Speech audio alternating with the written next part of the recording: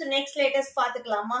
U ஓட sound எப்படி இருக்கும்னா U says U says U says okay, umbrella. U says umbrella, okay, umbrella. Then V says v. V says v.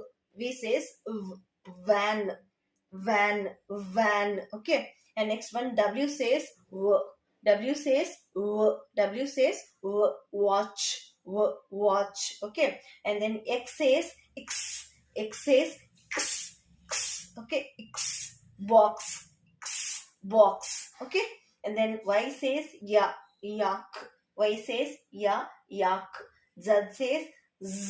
அதாவது B sound B sound பண்ணிட்டு வருமே ன்னு சொல்லி அந்த சவுண்ட் தான். So Z says z. Zebra. Zebra. Zebra. Z says z. Zebra. ஓகேங்களா? புரிஞ்சுதா? Thank you.